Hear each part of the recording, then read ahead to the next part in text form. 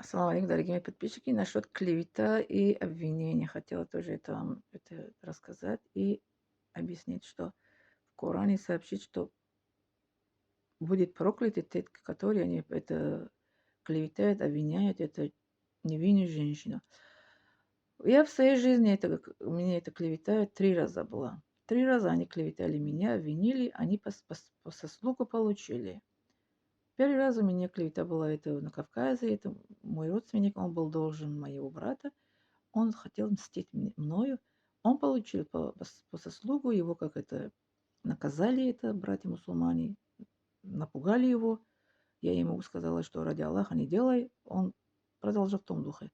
Его наказали и сказали, что еще раз они его привели ко мне, он это заставили его, что извиняться перед мной, он извинялся, он обещал больше это не будет, это как это мстить мне.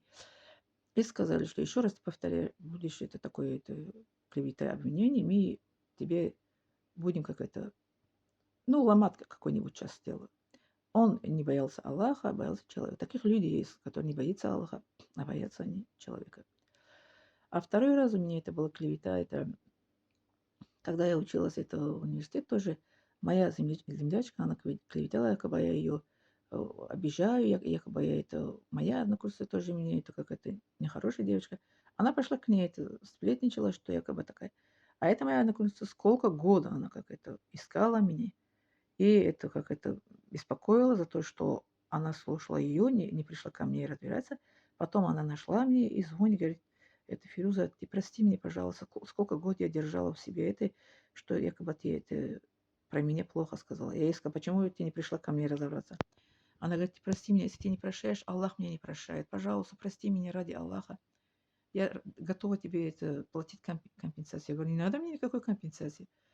Она говорит, я 20 чем-то лет, это год я тебя искала, говорит, и тебе нашла, говорит. Она была в хаже, она мое фото показывала моей земляке. Вы не знаете такого человека по имени Фируза?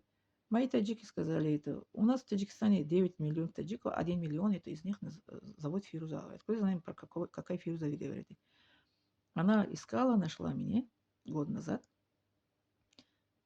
При меня она извинилась, а та, которая она как распустила слух, это сплетни, она уже не дружит с ней, моя землячка, таджичка.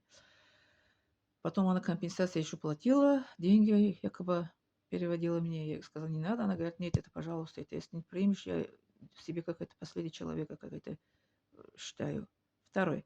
А третий, это клевета. Мой земляк здесь, где я живу, если тоже он это клеветал, он тоже получил по заслугу. Он мне клеветал на мою профессиональную деятельности. Якобы я это не нормальный медик, якобы я это не имею, как это, ну, как врач людей, как это лечить, как это массажи, хиджаму. Я ему сказала, ты кто такой это за меня, ты говоришь? Приходи ко мне, говорю, со своим это дипломом, сертификатом, говорю, посидим и пообщаемся, поспорим. Кто тебе дал, что ты за меня это говорит? Он говорит, не я про тебя это говорит. Я ему сказала, ты это нарушаешь мои это права, это ты Аллаха не боишься со мной так разговариваешь? Я это переведу, это твои слова, это мою, это правозащитница, она тебе это объясняет, это кто такой человек, ты как это смеешь это нарушить это право человека. Потом он извинился, говорит, извините, это не я про вас это сказали.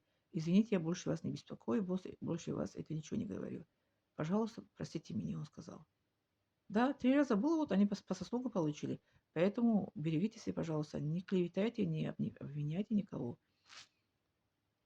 Коран же это запрещает, это клевета, правильно? Будет проклято, кто это клеветает или обвиняет кого-то. Я вот 3 раза мне клеветали, обвинили, получили по заслугу. В этом мире Аллах создал нас, чтобы мы это жили мирно и сказали добрые слова и доброе дело делали. Не то, что за кого-то как это обсудить, клеветать и слухи распускать. Нет, это не из нашей религии.